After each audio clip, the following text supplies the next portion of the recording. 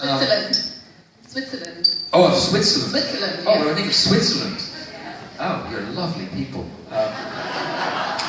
Well, you know, what I love of Switzerland is your museums. I remember, that's what's wonderful about doing all through tours, is I have a little time to visit things. So, for example, today I went to the Kunsthaus and I saw the Piccolotti Rist show, which is fantastic. She is such a genius. I remember when I started, my parents dragged me to museums when I was a child, traveling the world with them. And initially I hated it, they were so boring. And so I woke up and they said, oh, I love museums, I've got to find a museum today. And so I remember when video art started, when I first started seeing video art 30 years ago, it was terrible. It was technologically awkward, it just didn't work particularly well. But now, I mean, people like Bill Viola and Piccolotti Rist, it's so astonishing what they do. And it was such an amazing show. You walk in and there's those wispy little gauzy things on which things, and I thought that was it. That's beautiful, that's it. But no, there's a whole other room with like 1,000 other things to look at. And then there's that other room with all the hanging lamps. It was just a mind-blowing show. And so that was one thing I'm thankful for, is I can, and Basel, Basel, I remember going to Basel, wonderful museum, not that big a town, it's chock-a-block full of museums. So I love the museums here. I like your chocolate. I'm bored by the watches. I don't understand watches. Men's watches must weigh 6 kilos. They're so big. They're so expensive. What if you lose it? You lose like 10,000 Swiss francs if you lose your watch. Whereas I have, let me be an advertisement, Timex. You know, it is an alarm clock. It's a timer. It costs nothing, so if I lose it, no one wants to steal it anyway. It's a cheap little digital watch. So I don't like Swiss watches, but I like Swiss chocolate. That's my deep answer to your question. Agents are out there, they're all shaking their heads. There goes all the sponsorships. And your democracy is crazy. I've never seen a more democratic. I remember I have a friend in Jura.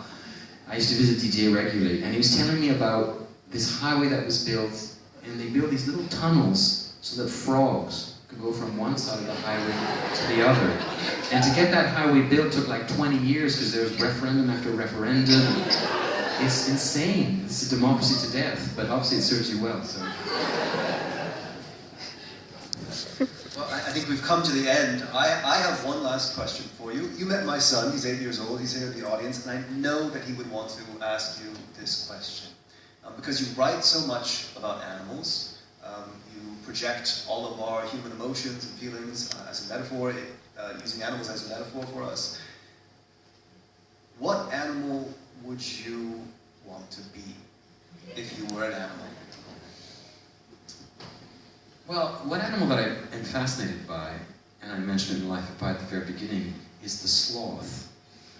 The sloth is a very peculiar animal, because most animals bet, for example, that if they're fast, they will survive.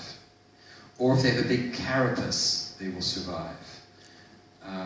The sloth made the opposite bet. It said, I bet if I'm so slow, no one will notice me. And indeed, that's what they do. They only move about 4 hours a day. They're actually very thin animals. And also their fur, they move so little that in South America, during the rainy season, algae starts growing on them. Which means they start looking like the tree upon which they hang for 20 hours a day. And they're so discreet that they're the only animal I know of, other than domesticated cats, that when it comes time to defecate, which they don't do very often because they don't eat much, they climb down the tree, they defecate, and then they cover it up, and they climb back up. Because if they defecate, an animal might see it and look up and say, oh, there's a sloth, I'll eat it. So they're very discreet. And also, we have very poor senses. You know, the animal with the keenest eyesight is the eagle. The animal with the keenest nose is the dog. The only sense that we have that is the most developed is a completely useless one, which is taste. Taste is a useless sense, because something that tastes good isn't necessarily good for you, and something that tastes bad isn't necessarily bad for you. Animals have very poor taste. After all, they eat each other raw and alive. It doesn't bother them. Dogs eat other dogs' shit. You know, taste doesn't bother them, because it's useless. So that's the only one that we have. But otherwise, we have terrible senses. The only one that matches us is the sloth. It has if you come up to a sloth that is sleeping, first of all, if you come up with a sloth with a revolver and pull the trigger, it will not wake up. They have very poor sense of hearing. They don't hear very well. If you come up to a sloth and tap it on the shoulder, it will go. It will not know where it was touched. There are reports of a sloth mother hearing her baby right next to her crying, and the mother moving away, climbing the tree, going along a branch, hitting an adult male and starting to comfort it, getting swatted by the male, and then moving along, and eventually coming upon her crying baby, which was right next to her to start with. They are deaf, they have no sensory touch, they're blind. The only thing that they're credited to have is a moderately good sense of smell. Moderately. But you still have many instances of sloths moving along a branch, coming to a part of the branch that is rotten, but not smelling it, climbing out of that branch and falling off the tree, and then climbing back up. So they live in their own universe. So I compare them to these like meditating Buddhist monks. They're humming om, 20 hours a day hanging from their branch. So they're a very, very unusual animal, radically different from most other species.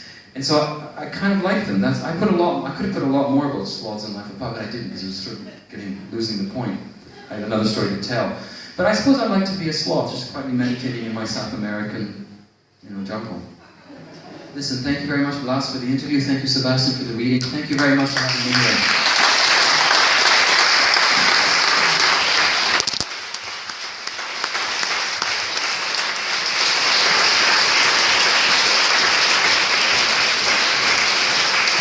Just wanted to say, we're going to stick around and sign books and the line for us right afterwards. Okay. I also want to thank you, Sebastian. I want to thank a wonderful crowd. Thank you for the great questions. A terrific conversation. I hope you come back so we can talk about a lot more than we didn't get a chance to. And I want to thank you for those wonderful, wonderful novels. I can't wait for the next one.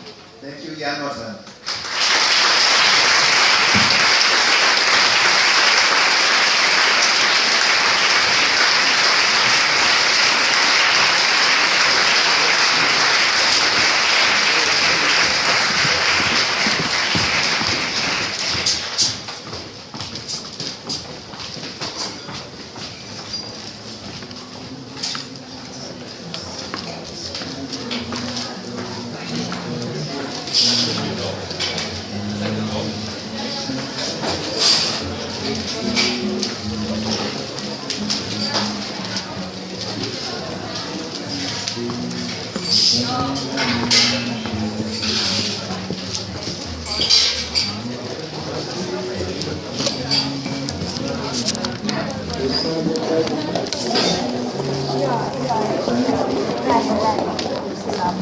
Lyö taaksepäin kaveraa.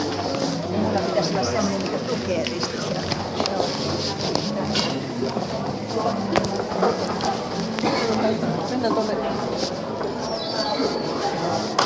I'm sorry, did I talk to you once at a reading? Yeah, it's possible. Yeah. You're from Finland, right? Yeah, oral physics. Yeah. Oh, so we met again, you see?